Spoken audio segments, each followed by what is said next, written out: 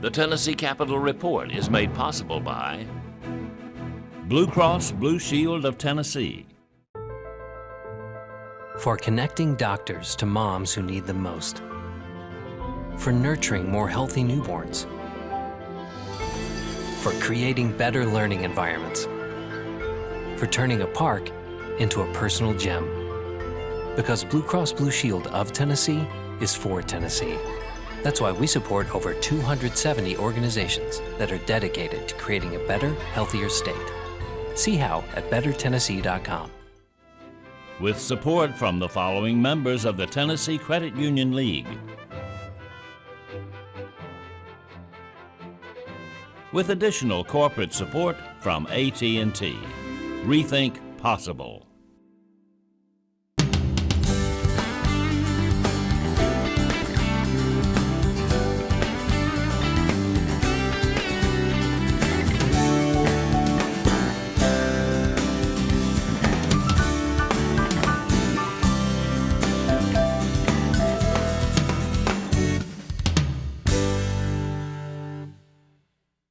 I stand before you today to announce I will not be seeking another term to the State Senate.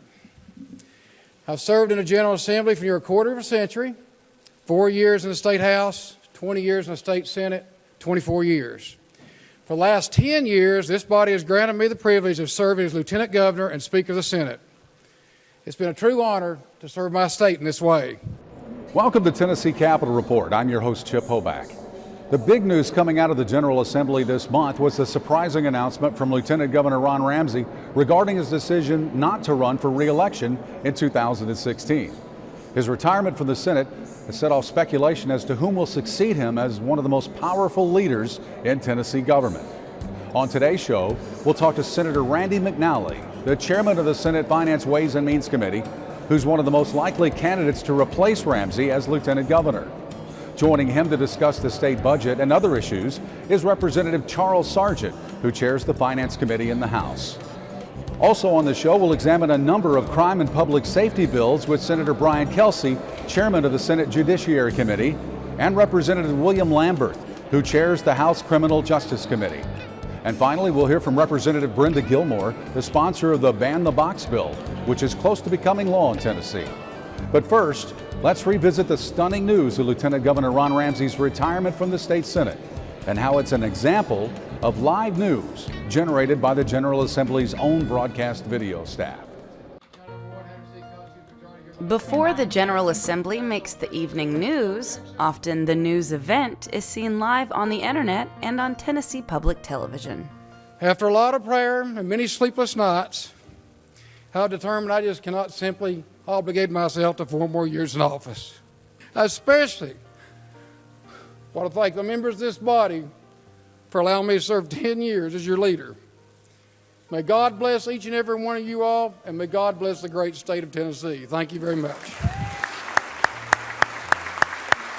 While in session, virtually every moment of Tennessee's legislature is broadcast by its own audiovisual staff. So we're in master control right now. All the committee rooms come into this room. They all feed in here. We have 5 control rooms for the House, 1 for the Senate. We put a priority on the legislative sessions, and then our next priority is to try to get every meeting live. What we can't get live, we play back from tape delay. Remote control cameras throughout the Capitol and Legislative Plaza permit production specialists like Andre Carpenter to direct Tennessee's award-winning broadcasts. We video stream all House committee meetings as well as all House floor sessions. Everything is done remotely from our control room, which is located in Upper Parkin in the War Memorial Building. We have a staff of approximately 13 people who are devoted to the recording and archival of all our proceedings. Chief Senate Clerk Russell Humphrey has witnessed great strides in the General Assembly's video capabilities over the past decade. We're very, very proud of it. We consider our operation one of the premier operations in the country. We've twice won the Online Democracy Award for our ability to produce not only the legislative proceedings, but also the committees, the floor sessions, and provide them in a user-friendly format. And I think it's an invaluable resource I think that people, whether their issue is something that is very divisive or something that's very personal, should have the opportunity to understand and learn what's going on here, no matter how important the press might think the issue is, but more important, how important it is to them.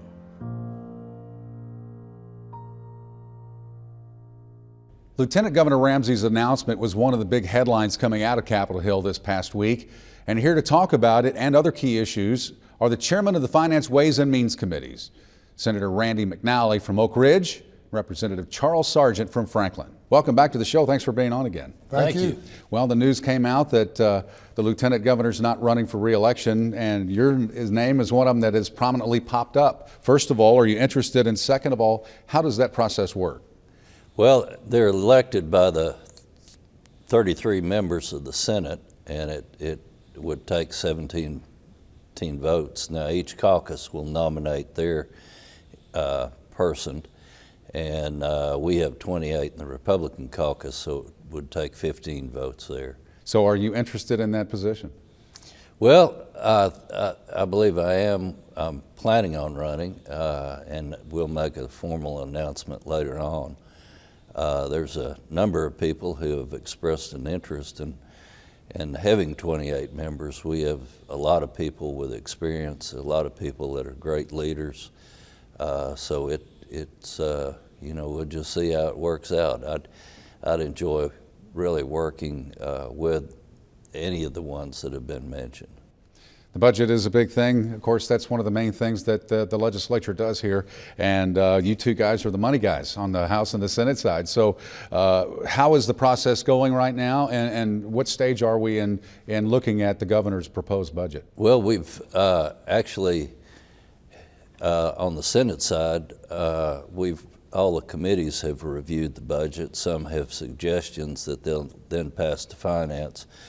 The first part of that process will start somewhere around the 29th when the governor presents his amendment to the budget, and this is sort of a last-minute adjustment, a lot smaller than it has been in the past. And then we get the language, I think, on the 7th of April, and we'll work through the amendments, individual amendments, committee amendments. We'll work with the House and the administration and put together actually the only bill we have to pass every year. Well, one of the things that Tennessee's looking forward to, it's been a good year. We have a lot of extra revenue in the budget this year to look at. What are some of the key priorities on the House side? Well, on the House side, we're definitely looking at what the governor's looking at on the BEP funding. Education has been one of the governor's lead things he's been doing for the last 6 years, and the House is definitely interested in the education side and the BEP formula funding. This year we'll be adding a little over $240 million additional dollars to the BEP.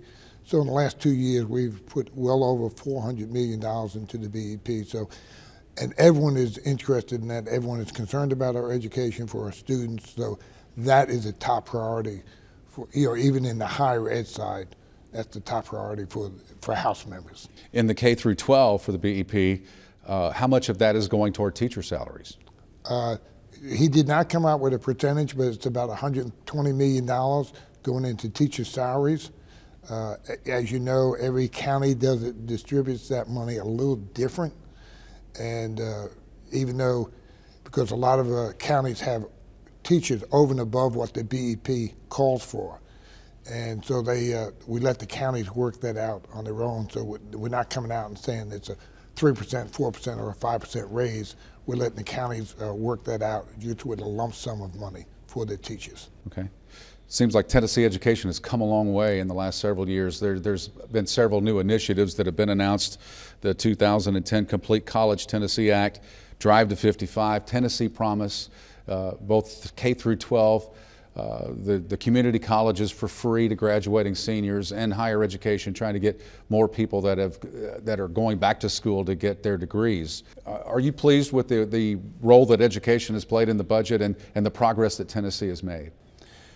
I am, and I think everybody throughout the state is. It means the reforms that we've undertaken, and in addition, making education a high priority, which actually started under Governor Bredesen's administration. It's so important for us to do that, to be able to get good paying jobs in the future. So I think it'll help stimulate the economic growth in Tennessee, and as well as it provide a very educated and highly skilled workforce. The focus plan is coming to your committees soon, and so you'll be taking a deeper look at that. But at a high level, it seems like it's a drastic change from the UT Board of Regents splitting out to giving each of the 6 state universities their own Board of Regents. How much control do you think those schools will have? They're in a competitive situation now for students. Well, let me say one thing. The Tennessee Board of Regents had a number of 4-year colleges, plus they're responsible for all the community colleges, plus all the tech schools we have. So this is a breakdown where Austin Peay, MTSU, these universities can have their own board as far as the board is concerned. That would be very focused on their university, no different than what UT is focused on their university. So it's a drastic change. It's just one of the things that I think, we can look into the future and think this is going to be the best thing. But 3 years from now, 4 years from now, we make, maybe there's going to have to be some tweaks in the bill, and we'll learn things. But overall, I think it's probably a good thing to have Austin Peay, MTSU, all these different universities having their own board. It's not because they have their own board. They're still going to be answering back to the main board type situation. But what a community college has, and the difference between a community college, a tech college, and a 4-year college, they're all different. So I think when we start working it out, I think it will work out. So you're saying there'll still be oversight from the Tennessee Board of Regents. What kind of control will they have over things like tuition and curriculum? I think this is where when we get into the bill, this is where we'll have a lot of questions and see exactly.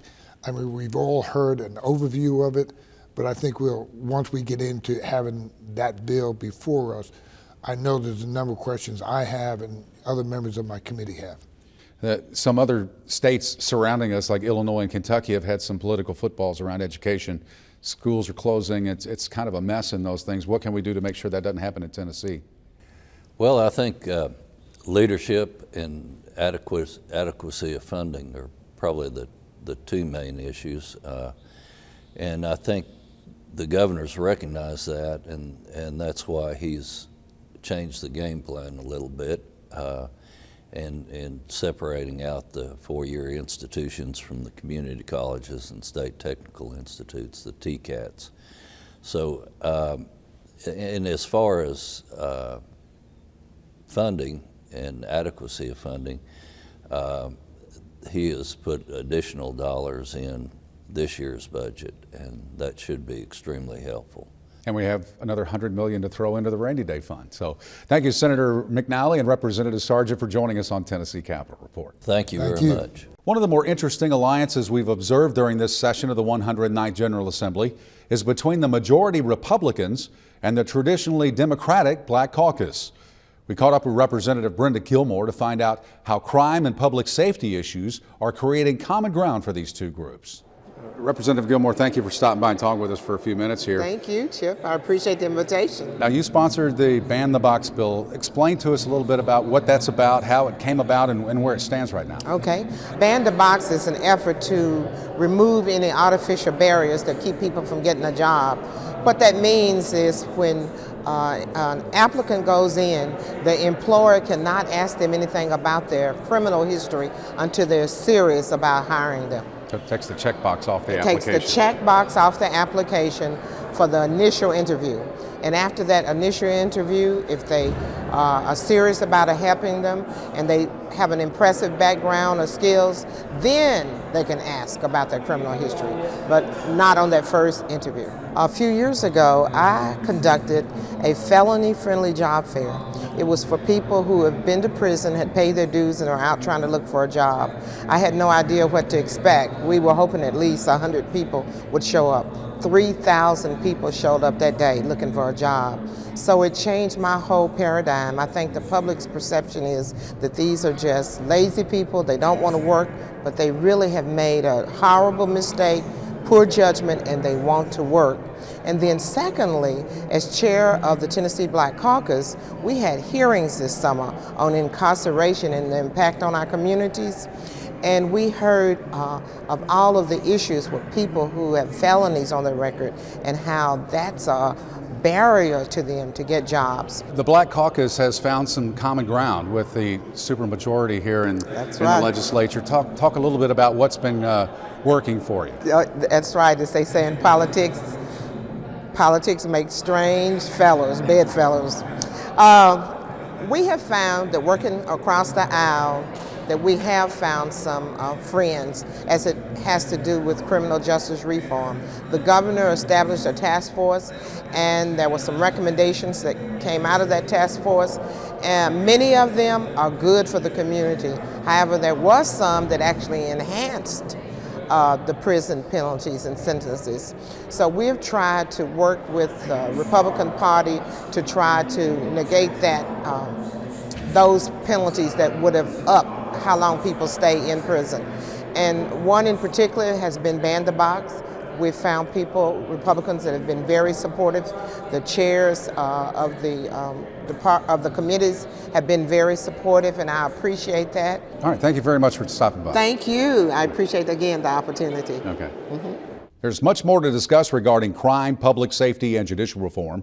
Joining me now are two more committee chairs, Judiciary Chairman Senator Brian Kelsey from Germantown near Memphis, and Cottontown Representative William Lamberth, Chairman of the House Criminal Justice Committee. First times on the show for both of you. Welcome to Tennessee Capitol Report. Thanks for having us on. Representative Lamberth, let's start with you. There's a lot of stuff on the agenda regarding crime, and let's talk about some of the key issues you've been working on. Sentencing and rehabilitation is one of the key issues. What are some of the issues going on with the bills that are out there now?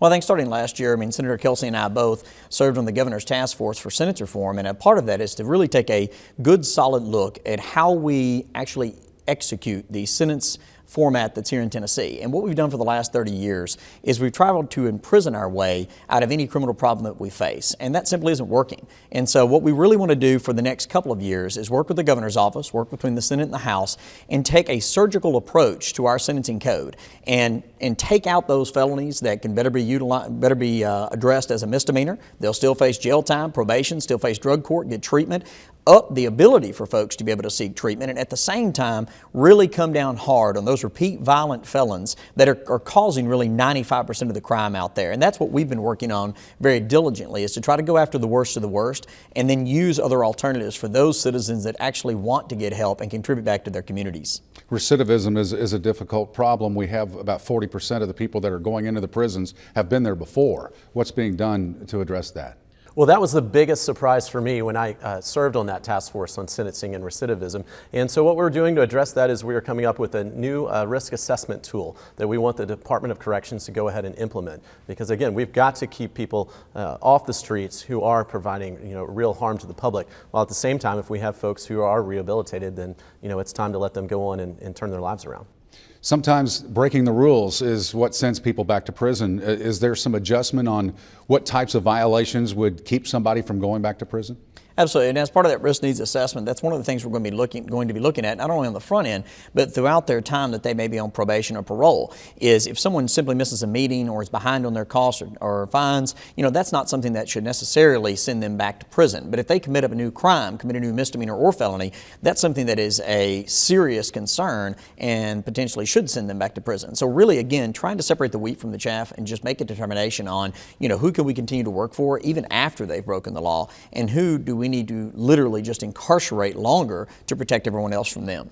And there's been some talk about some of the areas where collection of the fees from these people that are on parole has been privatized, and there's been some difficulties with those collections, and the people that have to pay are the ones that have to go back to prison. What's being done about that? Well, that is a catch-22. I mean, we want our prisoners and prison population to be paying all the costs that is causing the rest of the citizens to actually put them in place there and put them into prison, because we have to be good stewards of our state tax dollars. But at the same time, there's a certain population that you're just not going to be able to get money out of. And so if they have served their time, we need to make sure that we can get them back into a working job. So we've pushed a lot of different efforts in that manner. And one of the things that I'm proud that we passed last year was actually a certificate of employability, to say that if these offenders have turned their lives around, they can go and petition a court to receive the certificate, and then they can actually take that to private employers and provide some sort of civil liability immunity for their being hired, even if they're former felons. And along those same lines, I mean, Senator Kelsey and I have both working with the Department of Corrections to make sure that these folks are getting some sort of job training while they're in. They receive a driver's license before they get out. The Department of Safety and Department of Corrections have both worked on that, so that someone actually comes out of prison, if they have committed a crime that carries a prison sentence, and they have a photo ID, they have a driver's license. That helps them kind of get started. And then with other programs that actually help them save up money while they're in, pay off their costs and fines while they're in prison, those are actually helping folks start out, again, not behind the 8 ball, but start out with a little momentum coming out of a prison. And we have several bills that are moving through our committees already to try to help folks get a restricted driver's license that may be behind on child support, maybe behind on fines and fees, but help them get a restricted driver's license to go to and from work, keep them working, keep them productive citizens, and that way they don't just give up and fall back into a life of crime. Sounds like positive reinforcement for good behavior. I can't think of anything that would be more difficult. Jobs are hard enough to find for a lot of people, but coming out of prison and trying to find a job, that's got to be very difficult. I mean, I'm sure it's extremely difficult, and that's why I am very proud of our Commissioner of Safety for actually putting this driver's license center right in the actual prison so that they can literally get it on their way out the door. But I never want to lose sight of, just to throw this in, the easiest way to not have a felony on your record is not to commit a felony. So, I mean, never, ever, ever are we going to lose sight of the fact that we're going to hold folks accountable that actually commit crimes, especially when those are violent felons that hurt other people. If you steal someone else's belongings, if you hurt someone else, if you cause harm to someone, I mean, here in Tennessee, we're always going to hold you accountable. But at the same time, we're going to understand that that may have been a mistake, that may have been something that you did one time. And especially on the lower end of those spectrum, where it's crimes that are really driven by drug addiction and everything else, we want to find out what the crux of that problem is and try to make sure to help that person live their life between the lines, not outside of. Yeah, and along those lines as well, I mean, the thing that I'm most proud of that we have been able to add to the Governor's Public Safety Act is that we have increased the penalties for aggravated burglars. These are people who break into homes. I mean, that's the first role of government, is to keep people safe in their homes. And if someone's breaking into your home and is also at times with especially aggravated burglary is actually causing physical harm to you, then we have got to be serious about that. And unfortunately, right now in Tennessee, if you do that 3 times, you're still only having to serve 30% of your sentence. So now we have increased that to 85% in this bill that's moving forward, which I hope will pass this year. And of course, we want the violent people in prison. Some of the other charges are being lessened for, or at least some of the bills being proposed are lessening the fines for some of the drug-related things, the small possession of marijuana, some of the other areas, low-level dosages of some of these. Explain some of the bills that are attacking that issue. Sure. I mean, again, one of the bills that I'm carrying takes DUI 6th or subsequent to a C felony. It's currently an E felony, and so that's a 1 to 2 year sentence for most offenders. This would go from 1 to 2 years to 3 to 6 years. And here recently in the paper, I saw a DUI 17th.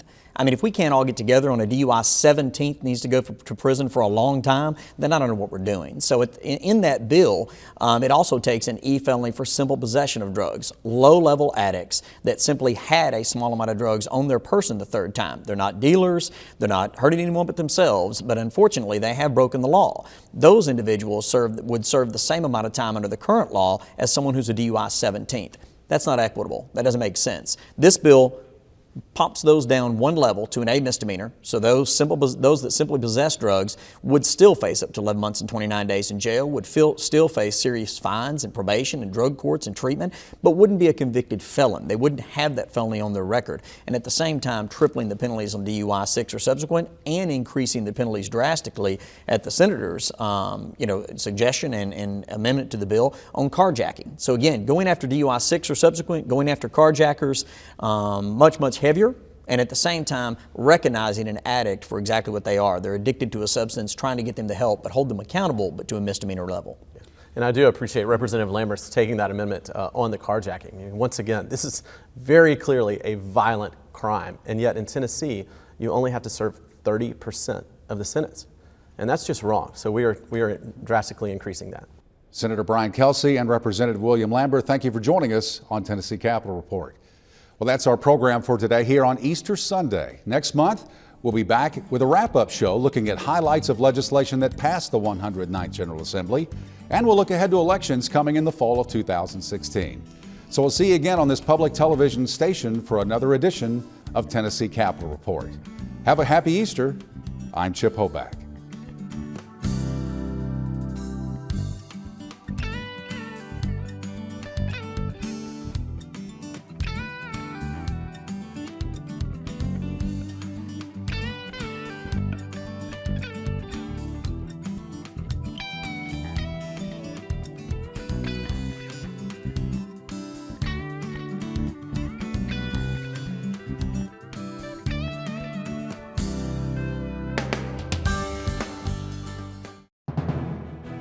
The Tennessee Capitol Report is made possible by Blue Cross Blue Shield of Tennessee.